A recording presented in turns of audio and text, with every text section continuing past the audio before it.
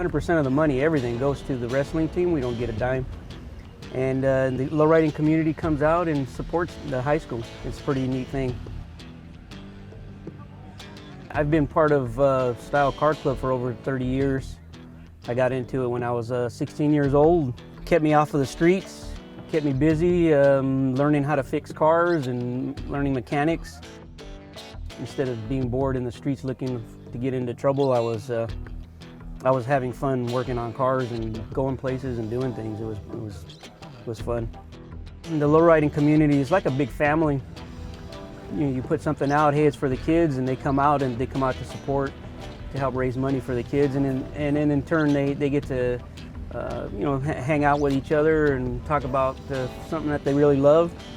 The kids are kind of running it. We've showed them what to do. They're judging it and giving out the awards. And we made a sheet for them on how to judge and instructions, and I've showed them what to do, and they get to interact, and it's kind of a neat deal. They're part of it.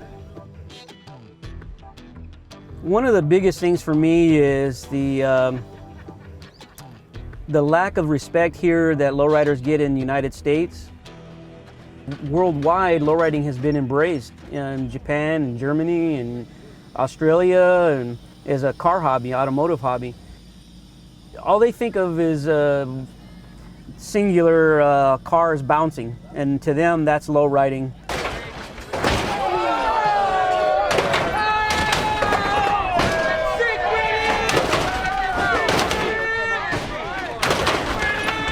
It's a competition deal, and it's cool, but not everybody does that. In fact, it's really a small part of the community. And most guys want to fix their cars and they want them to last, because it's really hard on a car. Everybody has their style that they appreciate. Some guys like big wheels and skinny tires in the front, big wheels in the back, jacked up in the back, and some people like little tires, and they like to be able to lay a car on the ground. And there's lots of different styles of the car hobby. And I just choose, to me, the best looking cars are lowriders, and that's just my preference.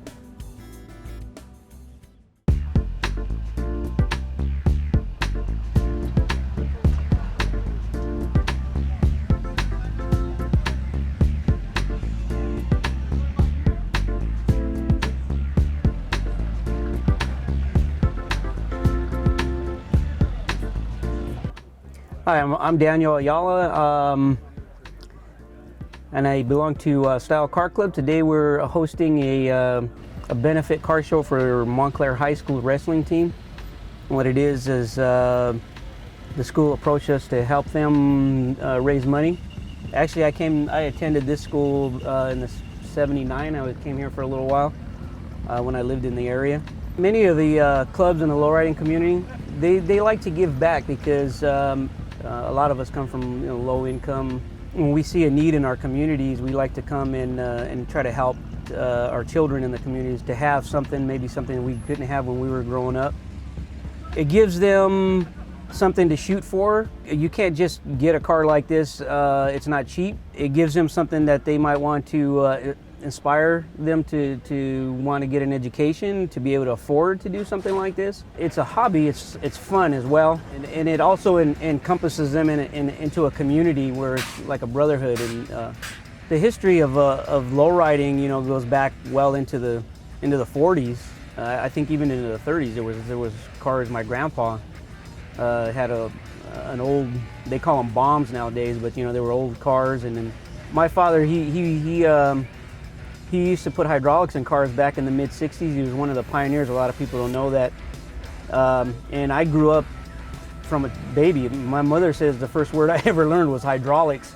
So basically, I grew up in this hobby. And nowadays, when we cruise, you can see the cars. There's almost like a rolling car show, because a lot of the cars have become highly detailed, to where before they were just kind of just regular cars with wheels on them. Anytime we roll anywhere, people literally stop traffic. They're taking pictures, they're waving, they're filming. I had a guy filming me this morning on the freeway. I saw him pass me, then he stopped and rolled back, and he came back by me with his phone filming me. It's kind of neat. You're almost like in a parade everywhere you go.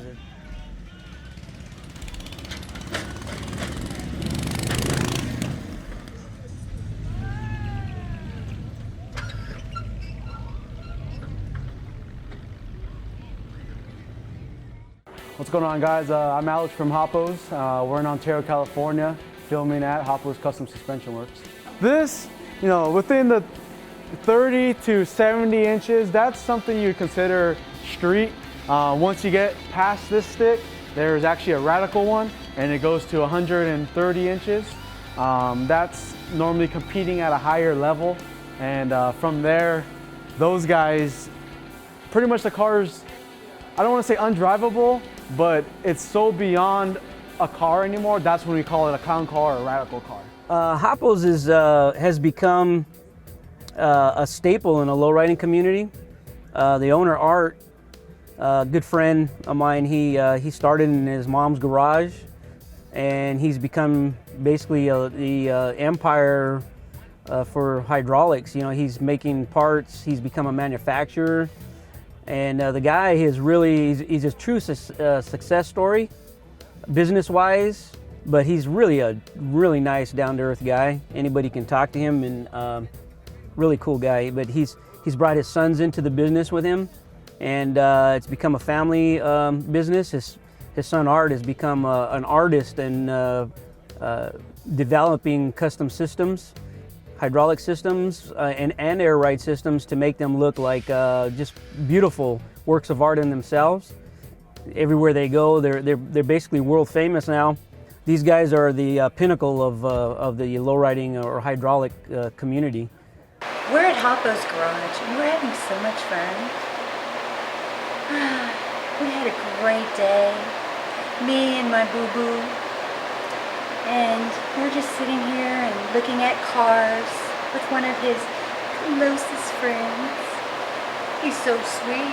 His name is Alex. And he's bucked. Oh my gosh. Hey, how you doing? We're here at Montclair High School supporting Style Car Club. My name's Adam. I'm Arias from Together Car Club, 25-year-old member now. Been in this club for that long now. And all the cars that we've been building through the years has been changed a lot.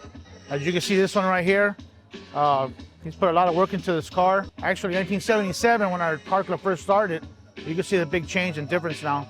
A lot of chroming, a lot of engraving that we do now. Price-wise, went sky high now. Way higher than before, The tires, rims, upholstery, It's a lot of money now.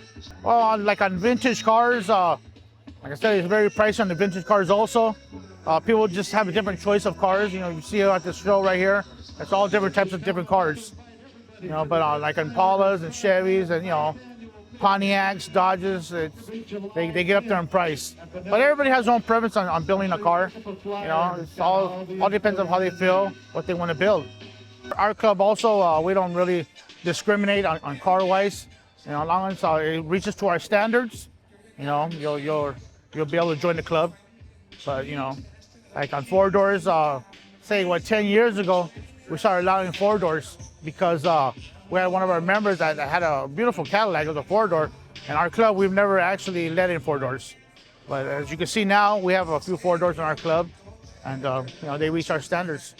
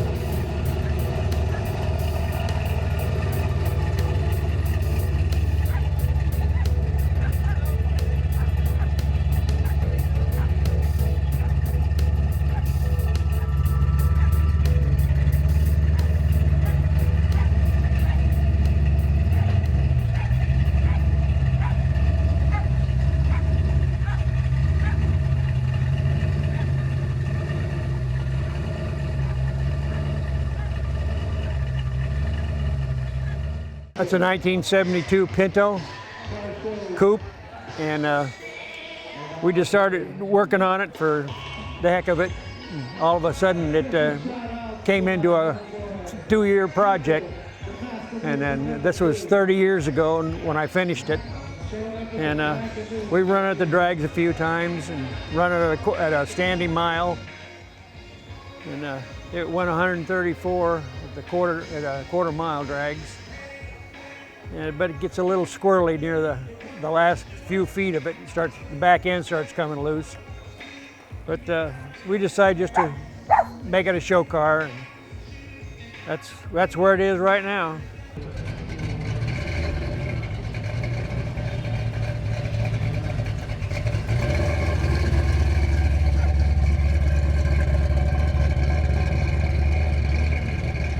Hey, how you doing? My name is Oscar. I belong to the Old School Car Club. We're out from SUV. We out here supporting Montclair High School, trying to raise money for the wrestling fund so they could get their team going, get all the uniforms, help them out here, show the support for the community. Right here we got one of my car club's president's car, 1960 Impala ragtop. And then you got the 67, the 66, the 83s, and all the rest of them down the line. Well, we do have standards on joining our car club. You got to keep them nice and clean, be dedicated to come out, cruise around with everybody, show your car. Like I said, what we like to do is support the community the most, you know, because the community does help us out. You know, they show support to our cars, they like our cars, and honestly, that's what keeps us going. This car is very cool. A lot of people love them. One, it's original. Everything's all there. You don't find cars like this anymore nowadays. And for you to restore a car like this is very expensive, and people realize that, especially car collectors.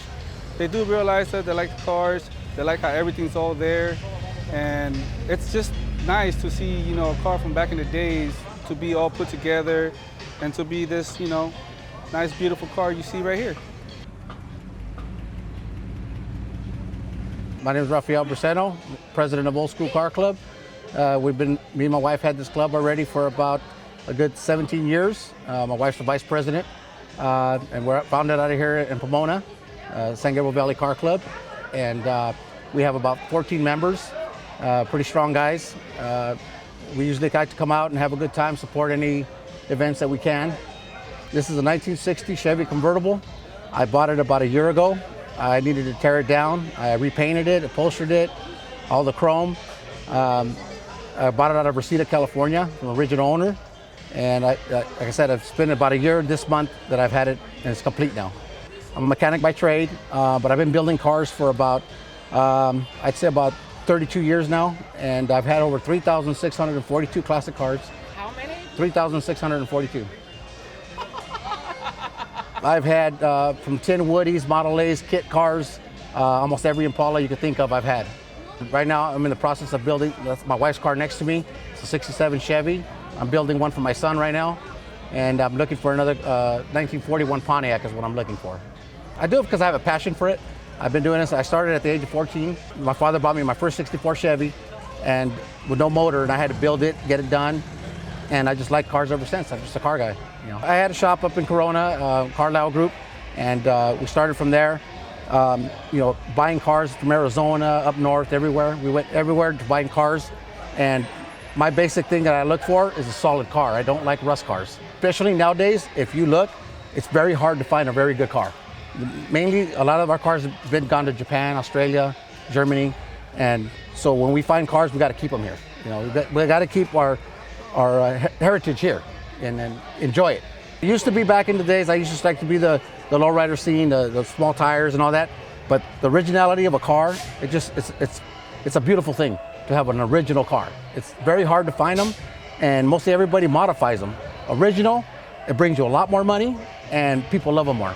And you got a lot of older crowd that enjoys seeing your car because it's original, it brings back memories for them, and that's what I like.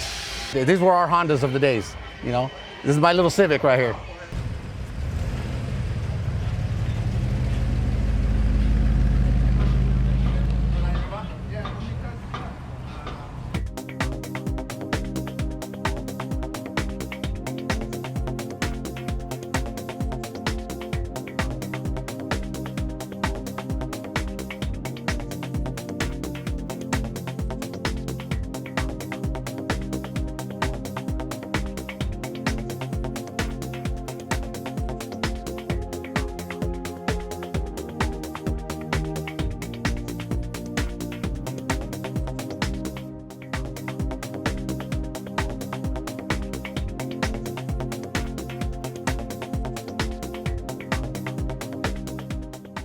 Well, I'm a member of Style Car Club because they all get together and we have the same goals in mind.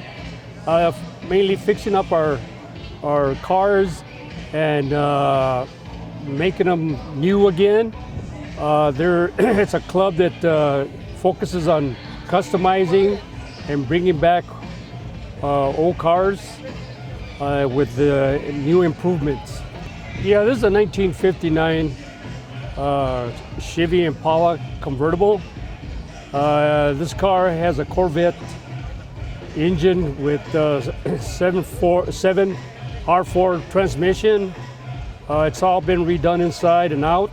Every bolt and nut's been redone and brought back to life, brand new life again. Stereo system, the drive train, everything in this car from the convertible top to the upholstery, it's all brand new. As you can see, the style on these cars are a lot different than the modern cars, and it's more appealing, I think, to me. They have better styling, I think, better lines. Like this 59 was like the starting era of space travel. And it made it look all airplane looking. They don't do that anymore, and these cars still hold a lot of value because of that, you know, because they don't make them like this anymore. But these cars are a standout. You know right away a 59, a 58, a 61, a 62. You know pretty much what they're because they're all different. Yeah. I remember when these cars came out in 1959, the first one that I see in a 59 was just, it blew me away. And I always thought, when I get older, I'm gonna get one. Now I have two. The lowriding industry has really caught on. I remember at one time, lowriding was taboo. I remember when I was a kid, lowriding, the first thing, I go around the block, cops would come after me and give me tickets. Now it's become a real fad and it's become an industry, a big industry. I mean, it's all over the world. I met guys from Poland where, I mean, it's a big thing over there, these old cars. Japan's a big thing with these old cars. They were buying a lot of our cars for a long time and taking them overseas.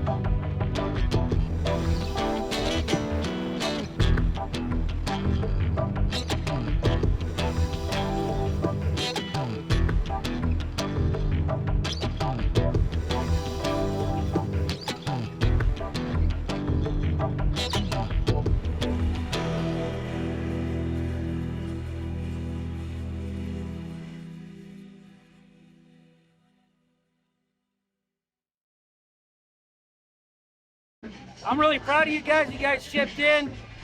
You help out one of our brothers get on the road. You want to show them, guys? Show them what we got. Moose, say thank you before those are your wheels. Yeah. I'm sitting on them though. Well, open one. Well, open it, gee. Open it, Timmy. They're all gold. What do you think, Timmy? Take it out of the box, guys. Help them out. Are they fabulous or are they not fabulous? Oh, man. Show me, everybody. Anybody want to touch them? Damn, dog. Moose is like, no, nobody touch them. Oh, no, go ahead. Rub on them. Hell yeah. Mira, mira, Musi. Oh, yeah. There's them Impala's. They did. They did. Ah, thank you, brothers. Show everybody what the lock Put it on there. Let's see what it looks like. Put it on there. There it is. Boy. Big boy. You got tires, huh? Yeah. Yeah. Tires? There it is there. All you need is air now. Yeah. Hey, I got Alex's compressor. Hey, the air's not included, man. Yeah. Air's not included. Hey. That's on you. You gotta pay for your own air. I know. Hey, I got a good thing. I didn't know. Hey, thank you, man. Nothing little McGuire's. Well, you don't have to vote. It's been a while. He's a really nice guy. Really nice. Okay? He's just been on. You know.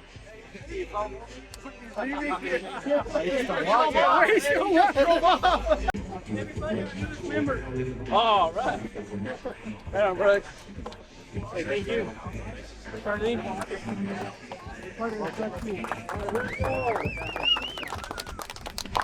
Welcome. Congratulations.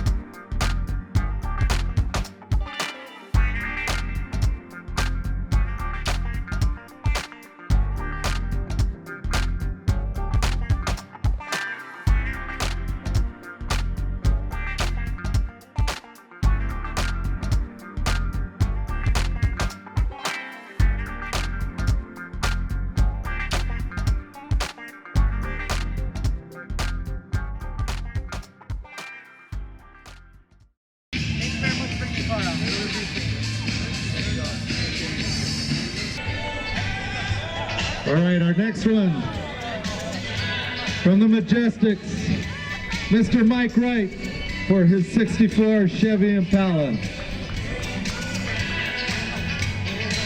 Mike Wright from the and Raul's homeboy Ray from the Majestics for his 83 Olds Cutlass.